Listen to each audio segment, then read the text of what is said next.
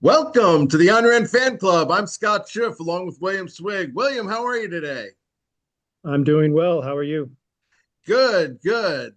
I want to introduce our guest. He's a writer, producer at Just Add Firewater. He helps create many of the videos for the Atlas Society. It's Patrick Reasonover. Patrick, thanks so much for joining us today.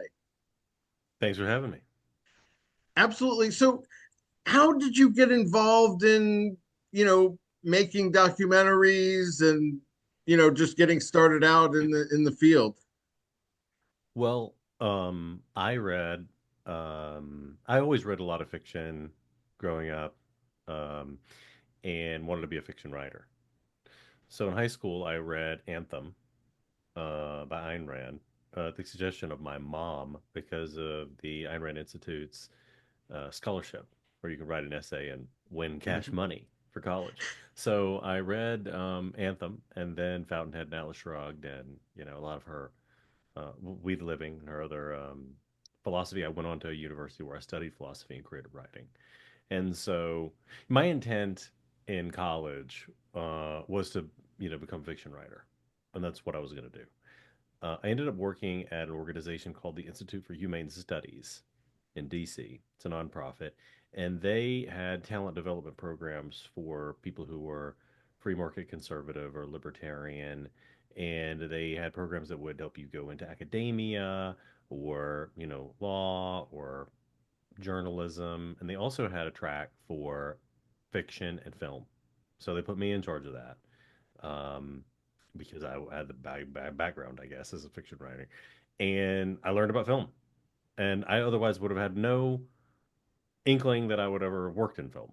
But I learned about film through that job, and then moved out to Los Angeles and started a production company and just started making shit. And you kind of felt like, this is my thing. I love putting this together. It's a great way to be creative.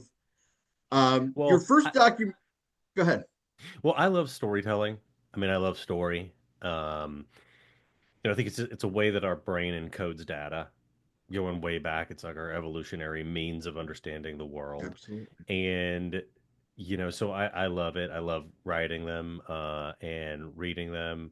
And when you're writing a novel, you're writing by yourself. And when you're creating a film, it's collaborative. I guess like maybe I never did plays. I played football, basketball, played sports. I never did the play. The play always happened at the same time as sports in high school, so I never did plays. But when I started doing film, I like was astonished at how collaborative it is. You always think of the writer.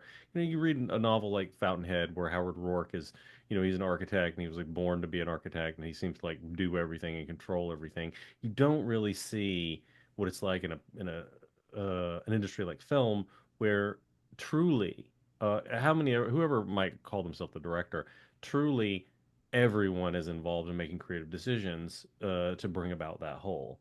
And there can be like a creative driver and vision for sure, but it's collaborative. And so I enjoyed, doing collaborative art and storytelling. It was really fun. And in general, I did work with a lot of organizations, who are libertarian or free market conservative, because it was important to me in creating stories that had powerful themes, that communicated and explored ideas and feelings that were important to me.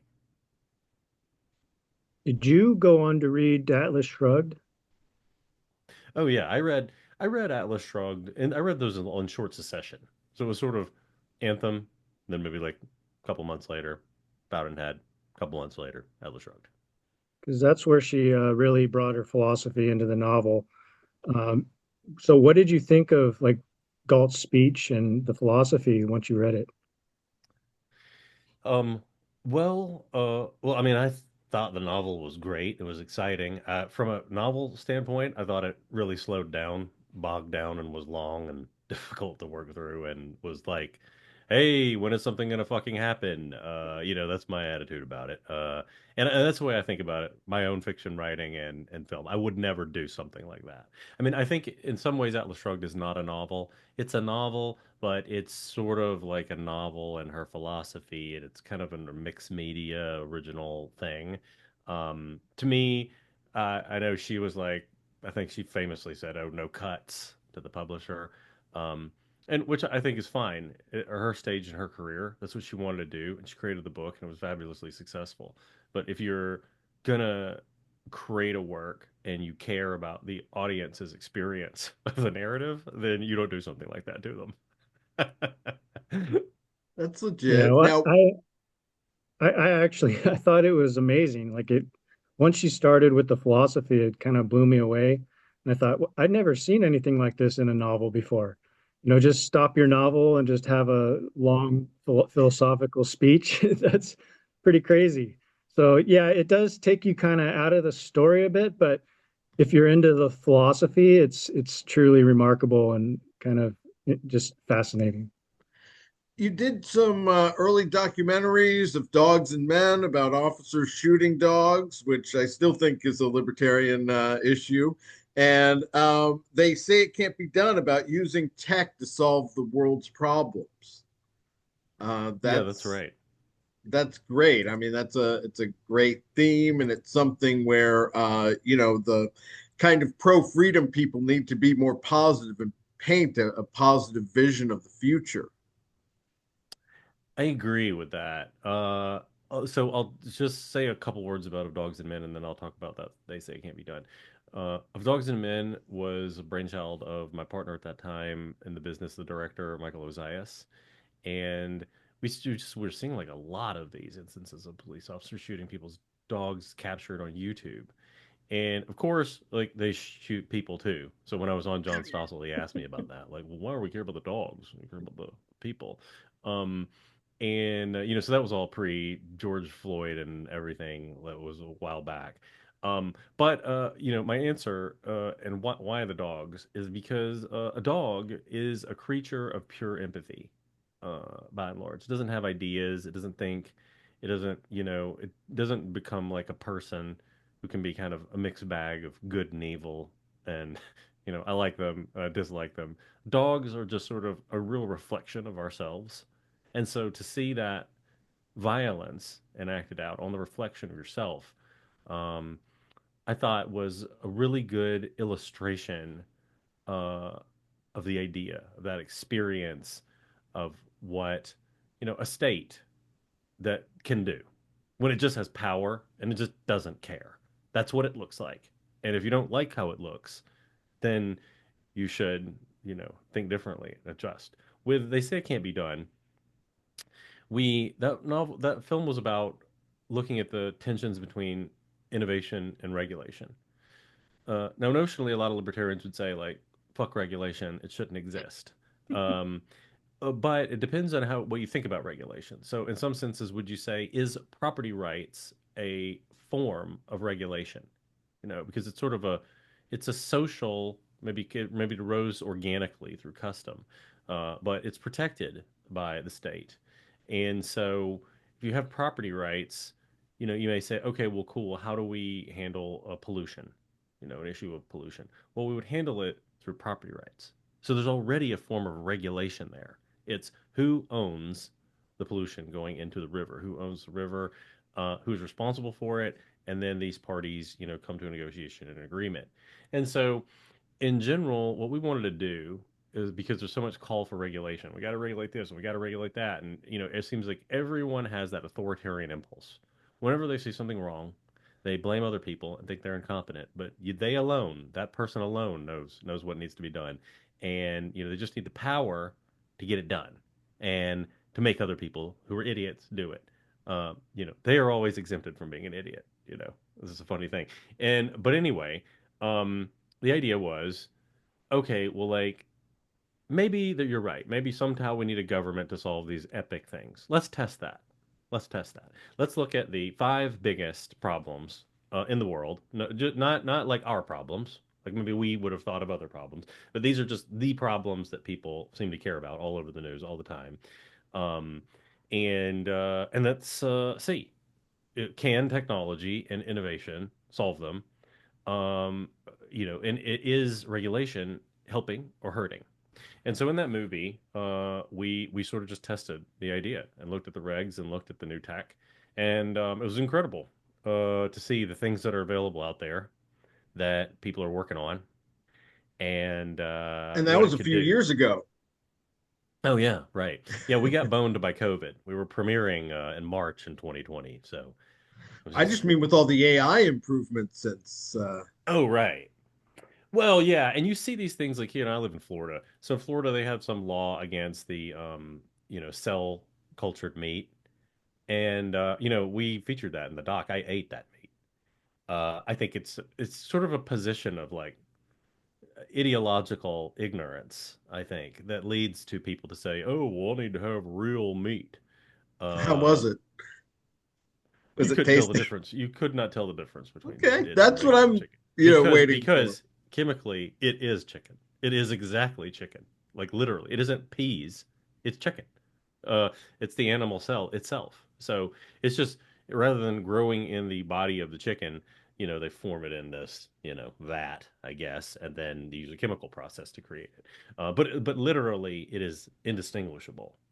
So they claim actually that their chicken tastes better. But anyway, I couldn't tell the difference. It's fried. It's good. It was fried chicken nugget, delicious. So anyway, there's so many different ways that at scale these technologies could solve problems. Just similar technology can be used to like grow a heart, or liver, or kidney, and so you then don't need this organs, organ market, all that. You can literally just take a single cell of your own organ. They build a manifold. That cell grows into a new liver and eats away the manifold, and then it's literally your liver outside your body, like a clone of it, and they can put that in you. And this exists now, and they can do it, but due to regulations, we can't yet see these technologies out in the world, or what they would do to remake the world. Well, so you make the transition from there. You've done lots of short films from what I've read, but you at some point make the transition to animate and combining it with AI. Can you talk a little bit about that process? Yeah, sure. I've always done all of it. To me, I probably would have been better off if I'd specialized. But I've did animation early, 2D animation, from a writing and producing standpoint, working with a lot of animators. We did some 3D animation. I produced a show with Michael Malice and Tom Woods called The Politically Incorrect Guide to. It's on YouTube, and that's basically a 2-hour television show of animation. And so I was familiar with writing animation. Then I started watching anime back in college. I think Netflix came out. And that was when you had to mail in, get the DVD. And so there was some list that was like the 100 greatest things ever. And so I was like, okay, cool, let's do that. And one of the films was Neon Genesis Evangelion, uh, which like I was just blown away by from a storytelling standpoint. Incredible. Just incredible. I mean, a lot of people found it incredible. It's a cult hit. It was on the list of one of the greatest 100 things ever. But yeah, I saw that and I thought like, wow, this is like amazing. And so then over the years, I watched more and more anime. And I'm not an anime expert by any means. But I've watched like the popular titles, and more so, I looked at it as a storyteller and thinking about adaptation and using it. And so, from a standpoint of looking at like American animation is generally for children. It's always an adventure story. It's always super bright colors and movement and something happening all the time everywhere. And the themes are understandable to children naturally. The only animation in America that you typically see that isn't that is satire. So it's going to be The Simpsons, Family Guy. Um, you don't see like adventure story, long form drama, sci-fi, think piece. Whereas in anime they cover all the genres that we would in a film, and they have these components I think that got built in because they didn't have money, the same money of American animation back in the day, and so they will just sit on a still of a character who's barely moving, but what that does is it creates space for them to have an internal dialogue and think aloud to you. So then you can get much more complex character components, because if someone is doing Galt speech, we can't be flying around the universe with a bunch of crazy stuff happening on screen because I can't pay attention to the words and what is being said and understand them. Um, and so to me, I thought, wow, anime is used to have internal dialogue and convey complex philosophical themes in a lot of their content. It is an animated format that is available for adults and teens, and it lets you create any world in the future or the past um, to be in. And so when it comes to something like Rand's works, like Anthem, Fountainhead, Atlas Shrugged, I mean they're not Ayn Rand was not a like a realist naturalistic author who typically set something in a real period that existed. I mean, to a certain extent, maybe. I mean, We the Living, but Fountainhead is sort of like an idealized version of New York City that never existed. There's nothing necessarily like making it a period piece. I mean, it's period, but it's not like our reality necessarily. Atlas Shrugged is like an alternate, world reality. Anthem is, way set in the future, but a post-apocalyptic teen romance. That's what I like. I'm calling it, and it's like it's idealized, otherworldly. So, when it comes to producing something like that in live action, it's incredibly expensive. Incredibly expensive. You have to create the entire world. Whereas in anime, we can create that world, and on a budget that lets us actually do it. Um, and to me, makes it better. Well, I've been watching the classic Disney animation movies. I'm just going through them systematically. And so the first one was Snow White. And the first thing I recognized about it is that when you do animation, you do it right and you don't do it in this hyper realistic form. Um, it automatically immediately takes you into the next world, like a different world, like you were saying. You're not confused. Like, is this supposed to be real, like our world? It's a new world, and um, and so there's this potential for like amazing style and the way they bring out the themes perfectly in their characters and whatever they want to draw. They can perfectly match the themes and messages to their drawing, to the animation. Whereas it's kind of a struggle when you're dealing with live characters, like live actors who want to inject their own take into the character or whatever. But with animation, there's this potential for the story to be fully manifested in this great artistic work. And so you'll get like perfect representations of ideas.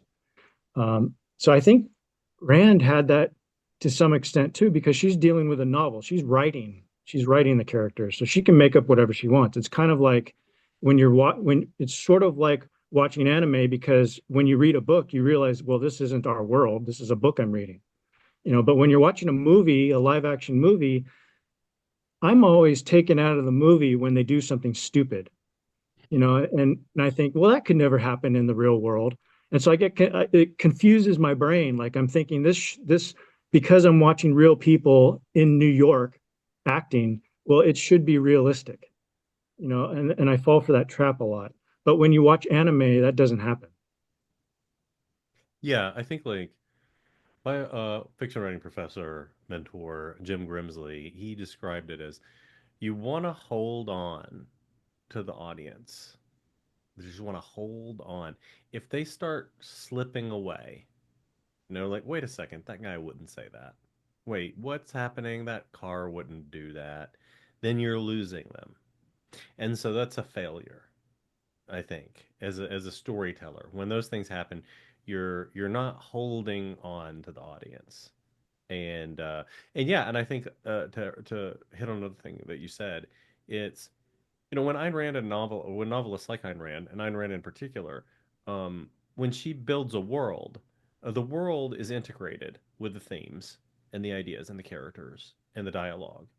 And consequently, you really need to be able to alter that world to match. If you're just shooting something in our world, it isn't really in resonance with the other things that are going on. It's setting it in our world, and so absolutely there can be great stories set in our world.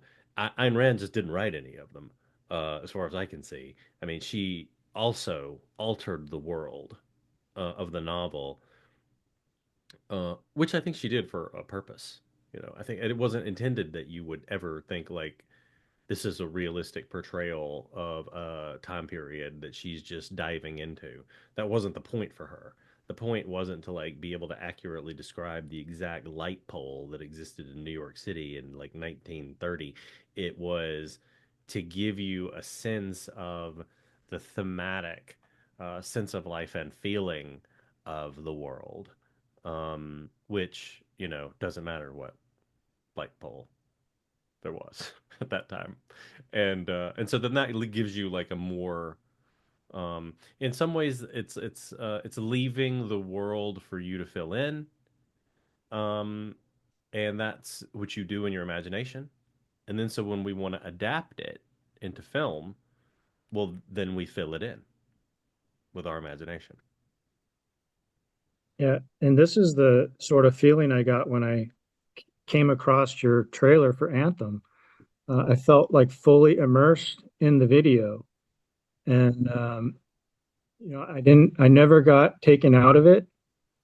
And I thought, wow, these characters are interesting. The animation isn't distracting. Like I could tell it was AI, but it wasn't taking me out of the story. Like it was good AI.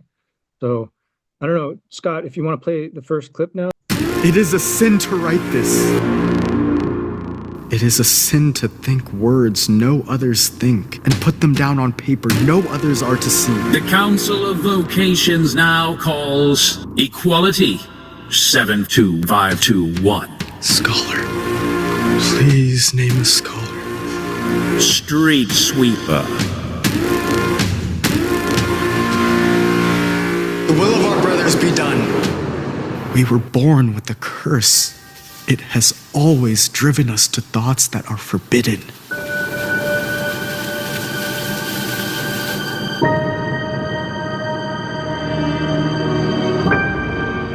Yeah, so there's a lot of elements there, right from the start. There's the music, which reminded me of an alarm. I don't know, did you consciously have that in mind? Of like, because it's kind of a crazy situation going on, right? Where he's talking in the collective we, and they're telling him to be a street sweeper. He's not getting his vocation that he wants, and so it's kind of alarming. Was that an idea you had? Um, so I think it's a great time for me to talk about the team. We had Victoria Hill, who directed, and Benjamin Gaskell, who shot and did the cinematography, also the work in Unreal, building out the world, and Rob Capelli, who did the AI, I guess, creation of the characters from the footage. So how we did this is we shot actors on a green screen, and then we built out a style that we wanted, trained the AI on the style, and so the AI took those actor performances as data, and then created the character animation that you see. So it's technically not there's really not any animation, albeit we did have to fix a bunch of stuff from the AI, screwing it up and adding things that aren't there. So we did have artists have to go in and like remove and fix that, but that's how we did it, and uh, and then the background, the world is built in a video game engine, Unreal. And so when it comes to the music, that was something that Victoria, the director, played a big role in, and really like made those selections. And yeah, I think in we did the trailer and we did four short videos, like 1 minuters, and each one I thought she did a great job of selecting music that um, fit what was going on in the narrative, and uh, you know I think in some ways like make you feel a little uncomfortable, because Anthem is it's an uncomfortable novel. It's You dystopian, yeah. you're in a world that's terrible. And because you have the safety of being in the head of equality the whole time, it doesn't feel as nasty maybe as Orwell's 1984. And so because equality, he has such hope. And uh yeah, so I think like you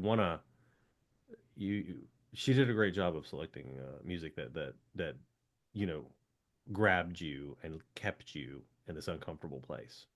And this is at least the third one you've produced. I know, Atlas Shrugged and the Fountainhead, you were just kind of learning the AI ropes to some extent, but, it just seems like you really even more so hit it out of the park with this one, just in terms of it all coming together with the music and sound effects and, just even the whip cracking and lot of Yeah, good sound effects. yeah, the team did a great job.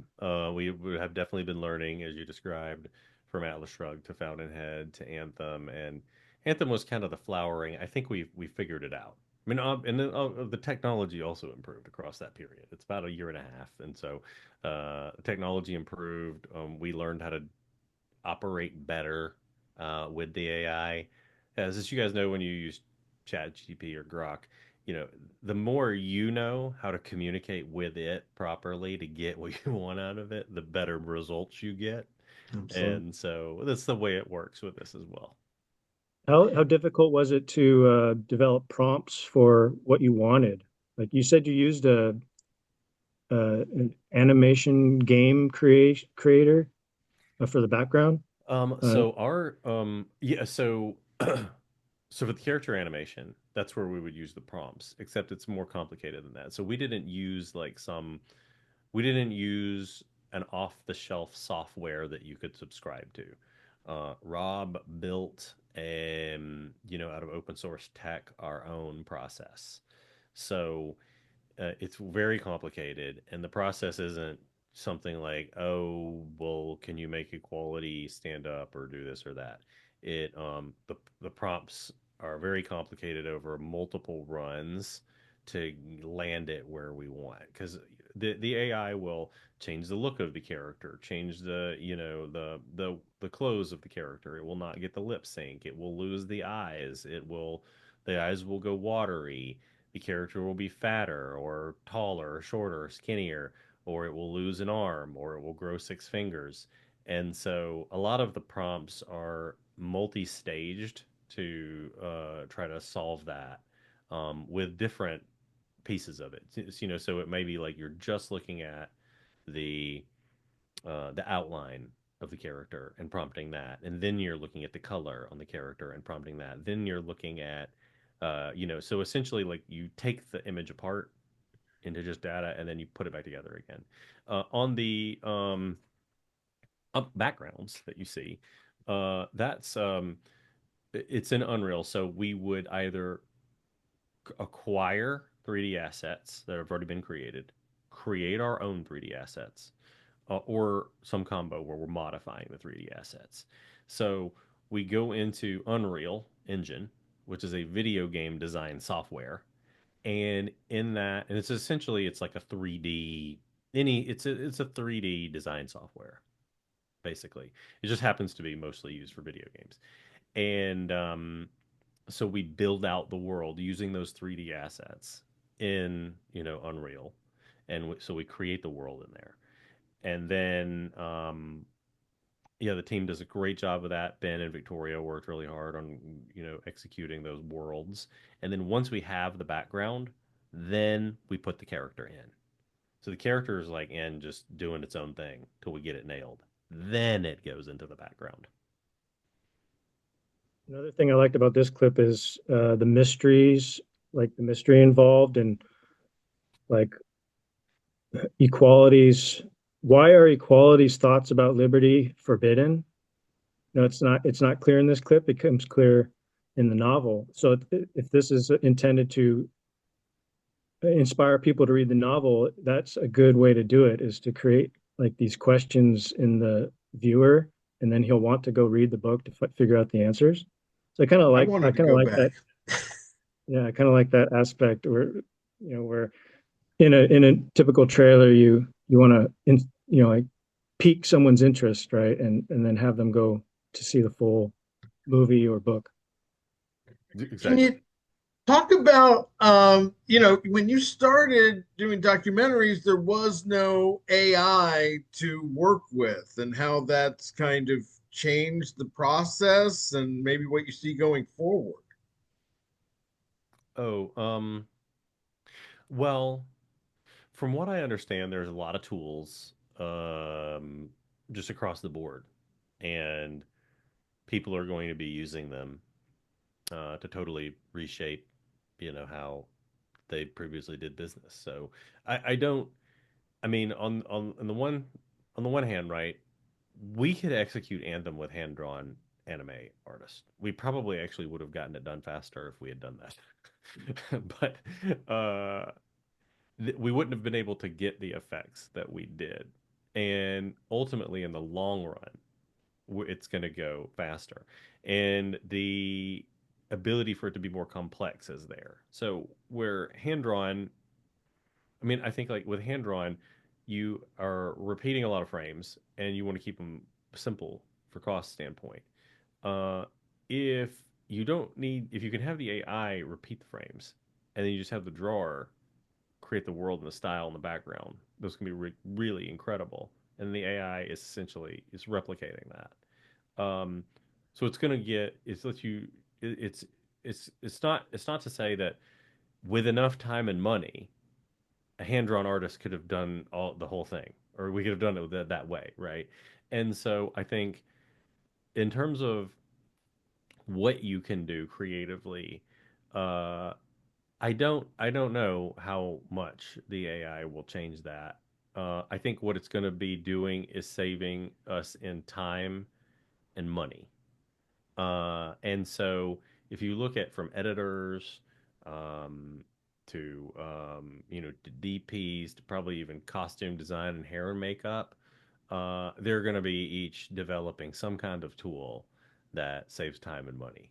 Um, But you yeah, don't see AI being the director, for example. I mean, I don't. I don't know. I mean, maybe I'm just so. I guess like I don't know. It's From a like 3 years out. philosophical standpoint, I mean, you ask yourself your question. What can you say to the AI? Do you say to the AI, make me something I would like to see, right? I mean, and then so what it's going to do is what it's gonna well, it'll process the words, but it's gonna generate something random, and then the random thing will have filters on it. So what I like, I guess, and it's supposing it knows what I like. It's what my entire watch history. It knows who I am and the kind of things that a person like me would like, and then it generates something. Um, I kind of feel like that's hollow because if you take away the idea that there was some human expressing their experience of what it means to be a human, then I don't know what the point of me watching it is. And like an AI can never do that because it's not a human. And so it may generate a dystopian teen romance, but can it, you know, if it attempts to create the anguish of equality at the idea that liberty will be sent to, the house of mating, then it's just an ape. It's aping. There's no real felt anguish there that's being metaphorically put into art. It's just copying. And so there's nothing new. And so for that reason, including a dozen others, like it can't even like manage a head turn. I see these things, it's like, oh, Google has launched their new thing and now there's this Chinese thing and it does this. And I always hope that it's going to be, oh great, that means our stuff will get better and easier. Except it doesn't. Well, I mean it does, but it's like slow and its capabilities are so limited, and everybody's like, "Oh my God, but it's gonna be great. Don't worry." I'm like, "Wow, I would love to get there." You know, one thing you said earlier is that you went to school for creative writing. So did I. I kind of basically had the same interests in college as you. And one thing you learned from your good professors is that you need to develop your own style, your own manner of seeing the world, your own perspective, and your uniqueness is what makes you an artist. You know, what can you bring to storytelling? And you don't really get that, I think, with AI. That comes from a human individual who's thought about this and wants to present his ideas in a stylized way. And if you look at Rand's idea of art, you know, she thought of it as a stylized recreation of reality. So I kind of like what you're doing with AI. You're using it as a tool and you're not just relying on it to give you something that you may or may not want. Um, you're you got to guide the AI and then evaluate what it produces and decide this is what I want. You know, this is my view of the world. You know, so I kind of see that in these scenes you've created from Anthem, is that you can kind of tell there's been direction behind it, a human direction, and it's very true to the novella. Um, I like how the characters are very stylized and the um, the scenes are obviously meant to immerse you in this world. So yeah, I don't know where I'm going with this, but basically the idea is that a stylized art comes from a human being, and if you ask an AI to produce that, I don't think you're going to get that. No, and I appreciate the AI for its time-saving capabilities. It's the time and money-saving capabilities. That's where it's like it's fantastic, great. You know, we couldn't do it. Well, we probably could have done it at this length, but like we couldn't do a feature at on a budget that at that in that style, which we're working on. I've developed um, I've developed a screen like a treatment for Anthem to develop it, which is kind of complex and it's cool, and we're really excited about it. Um, we're pursuing funding right now for it, and we're certainly using the trailer. But that novel is all in the head. It's like a stream of consciousness of one character, and so you have Liberty, and we never get to see like what does Liberty think. How does she? What's it like being in the fields? How did she wind up here? What's the history of this town? Who are the people in charge? What are they doing? What do they think about equality? And what we know we get a lot of like mentions about like the unmentionable times and what happened. What did happen exactly? Where are they? We have a subway, but we kept asking ourselves, is it like Hudson Valley? I mean, like you could see the city in New York if it was New York and you're in a subway. So like I mean, there would be ruins, right? But whether you can't, and so like, is there like in that? I don't know if you guys have seen or the audience has seen Apple's See with Jason Momoa, but it's a world where it's a dystopian world where everyone's blind except for these two kids who were born who are like the Jesus of the show. But anyway, it's everyone's blind, but there's the audience sees the world and you see like grow overgrowth over a you know like aircraft carrier that's on the land, that's just been grown over, or like a car, but it's half covered in dirt. It's meaningless to them. They're blind. They don't know the past or whatever happened, but you see it, and so you wonder, like, okay, well, would the world of Anthem have that kind of stuff in it? I mean, it would, right? I mean, it would. How would they eliminate all of the artifacts of our life? Um, at what point did time stop? Did this war happen? Did it happen like at our time? Because when Ayn Rand wrote it, it was let's say in the 40s or 50s. So is it a retro? Like let's say in the 50s, it's like Fallout, and then so everything's still 50s technology, or did things advance into even the future of now? Let's say 2030s, 2040s. Are there flying cars and AI? and then there was the war, and so then we would be looking at those artifacts in the world. Um, he has friends. He has a friend international who we don't ever hear from or know what happens to. And then, of course, in the end, he sets up and he says, what are you going to do? He's like, well, I'm going to make this like a capital um, of freedom, and one day maybe go back and rescue those who want to be rescued. And so it sort of sets it up for a sequel. So yeah, we think it can be like an epic, you know, That's You trilogy. know, cool. there's You've done a a lot of thinking about that. Yeah. well, there's a line in the trailer about, why did people abandon this place? And so I gave some thought to what happened. And my idea is that communism just took over the world and they abandoned everything. And it kind of led to this philosophy of um, abandoning technology, abandoning everything that you can't do for the collective. So any individual ideas were looked down upon. And so it was basically a philosophy that destroyed the world and caused them to abandon the cities. Um, Maybe there wasn't a war, it seems like that the city is kind of intact, and the subway's intact and it's just abandoned. So that's kind of a radical idea, especially when you're talking about dystopian novels, is that what if just people abandoned the idea of technology and just gave it up, Right. on a philosophical level?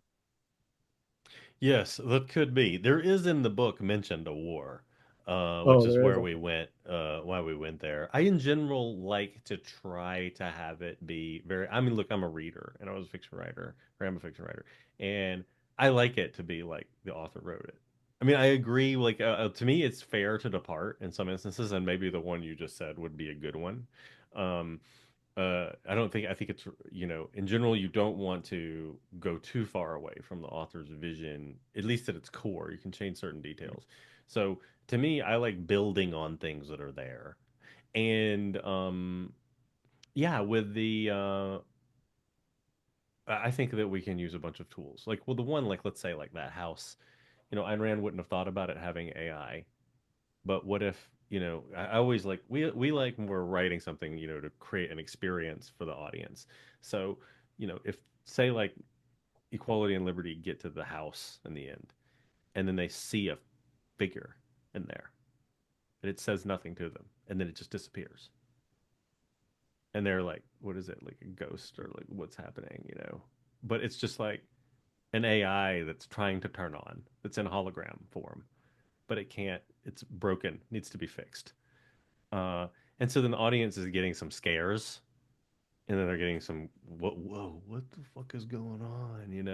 And so we want to create those kind of experiences because it's gonna kind of, I think, match up with a little bit of like equality and liberties experience.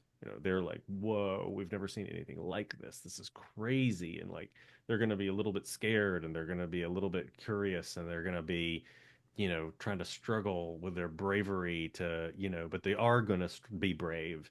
And so, yeah, so I thought, that would be cool if the house it literally can talk. And that's, he can read, but one way, we don't really have time in a movie to have a character sit and read. And it's also not that engrossing to watch.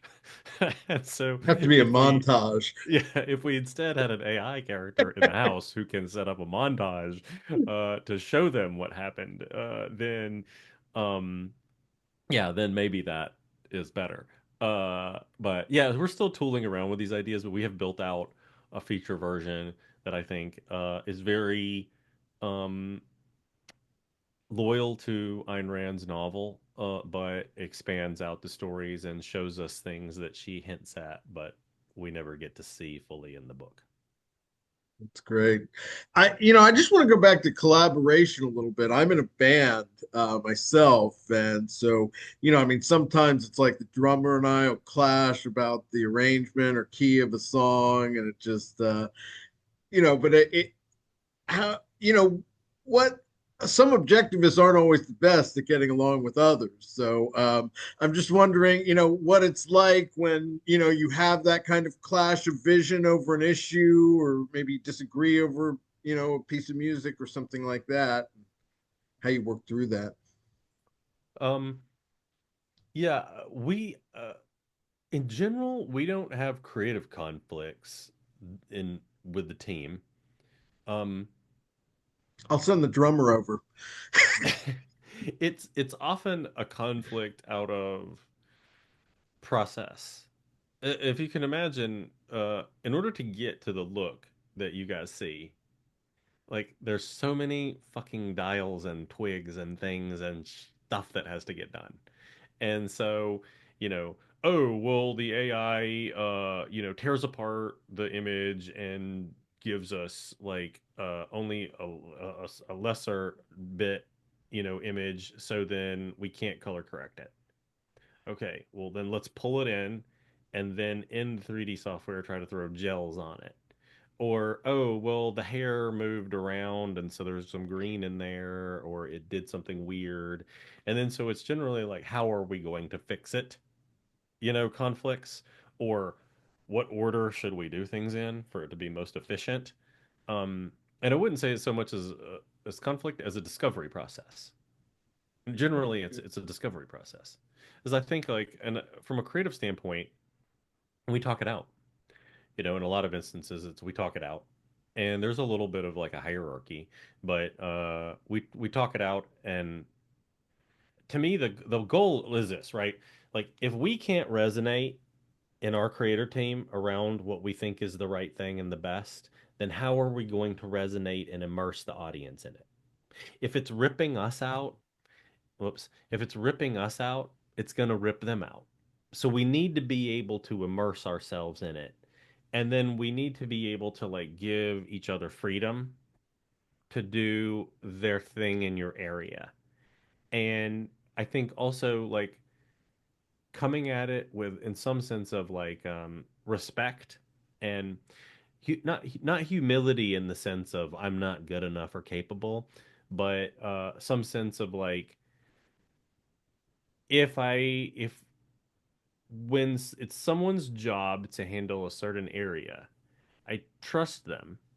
And I'm going to ask questions, like dumb questions maybe about things I don't understand. Well, what about this? And can we do it this way? Or why is this over here? Or I don't really think this works. I don't like the sky. Can we make this like a different time of day? In the novel, it's here. Okay, well, look, there's a reason why I think we should depart from a novel. I'll listen. I'm like, okay, huh, that does make sense. Okay, well, can we do this or that? And then generally, it's always the proverbial third thing. So I start with the way I want it. Someone else on the team has something they want or think. We discuss it, and then we generally land somewhere that's better than where we each started. You must really know the novel at a granular level that most of us take for granted, just in terms of what's going on in each little bit. Yeah, well, I mean, when you're adapting something, Yeah. you got to do that. And I've always been good at that, I guess. That's always something that to me, maybe that's why I wound up doing what I'm doing. I'm pretty good at remembering story and details. But yes, when we're going through the book and you're adapting it, you have to know what's going on. So, and thankfully, Anthem's short. Atlas Shrugged was a lot harder to get down to a 2-minute trailer. Sure. Is all that dialogue taken straight from the novella?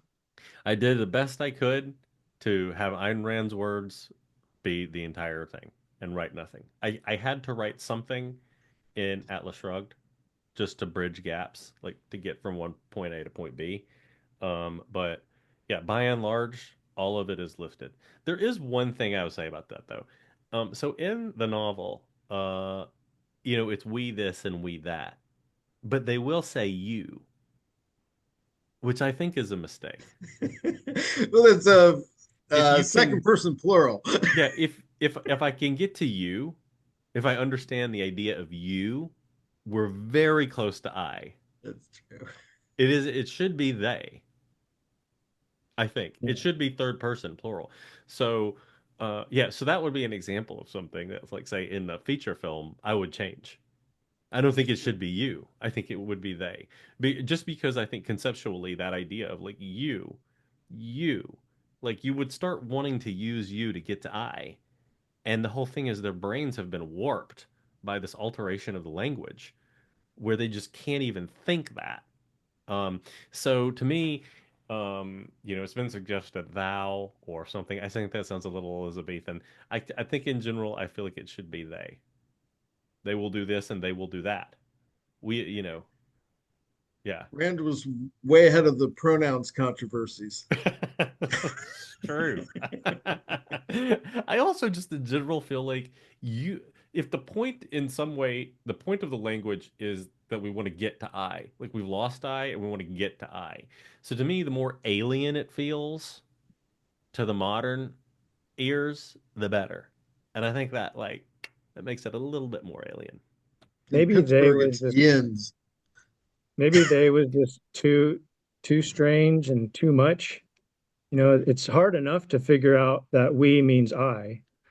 And if they started calling everybody else they, then you'd be really confused.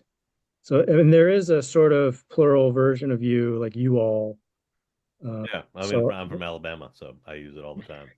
yeah. Oh, Thanks, So, Bill. speaking uh, speaking of, I saw in your bio you're writing an audio comedy novel, Rednecks versus Aliens, that you Yes. believe Ayn Rand would love. Uh, can you give us a general sense of what you're going for? Yeah, I mean, in my novel, when you're writing fiction, you get to do whatever you want. I'm not collaborating, and so that's really fun. And to me, uh, I think that you mentioned you talked earlier about like there's a lot of like not like positive solutions and people who are generally in this like libertarian free market classical liberal world, there's also not a lot of humor. Uh, True. and humorless people are, if there was such a world and everyone was libertarian but humorless, I wouldn't want to live in it. And so I took the point of view of writing a comic novel. I like comedy. I like a comic novel. I don't think there's enough of them. Everybody wants to be serious and they're writing their serious things. So, William, in school, I'm sure when you were in creative writing classes, you saw everyone was writing their serious thing because they're so important and everything they have to say is so important. And oh my God, listen to it. And I tend to think that some of the most like heartbreaking, truest feelings happen in comedies. And so yeah, so in the novel, I get to, deal with themes of individualism and collectivism, and in particular for me, centralization and decentralization of power, and how that affects culture. And also, I do have AI in it, and so how different alien minds and AI minds are from humans. This is something I think that is missed often in sci-fi is why is there the assumption that the AI would think like a human at all or care about what humans think? Um, if there's an AI that's not like our AI, which I feel like is just like a random chat generator, it's not an actual AI. But if there is an actual AI, like what's its goals? What's it interested in? What does it need? And why does it and what does it want to do? And if you're an alien who like, let's say on your planet it was water and you were some combination of cetacean and I don't know, avian and then what does your consciousness look like? And how do your priorities change? And or is there similarity? And so like to me looking at the nature of consciousness is interesting. I think that that's something that isn't really explored in a lot of works. I'm a big fan of Julian Jaynes, the origin of consciousness and the breakdown of the bicameral mind. And just in there, the notion of how our consciousness is, like as you said, William, it's like each individual artist is they're an individual consciousness. There's their creation, almost like they self-created. The artist self-creates, and then why do you come? Why do you have this vision? And then what's shared across cultures or planets in this case? But yeah, I no, think it's a it comes down ribald. to Go ahead. comes down to our free will. So if you believe we have free will, then we have the ability to go beyond what we've learned, and discover new knowledge. So I'm not sure AI is at that stage. Like it seems like AI looks around and reads everything on the internet or listens to all the videos and kind of learns from us. But is it really creating new ideas? Is it able to apply a volitional aspect and you know make choices on its own, or is it really just operating the way it was programmed to operate? Yeah, I think it's all just a misuse of words. I mean, I don't think it learns anything. I don't think it remembers things. I don't think it has a memory. I don't think it thinks. It is an algorithm that, does executes itself and then generates random creative based on the algorithm. But Like to me, that's essentially like that's literally what it is and does. that's Uh, at today's level of technology. And one of the philosophical questions is it technologically possible for AI to achieve what we consider human intelligence, volition, etc.? that it may well be. Yeah, I don't know on that. I know the current thing.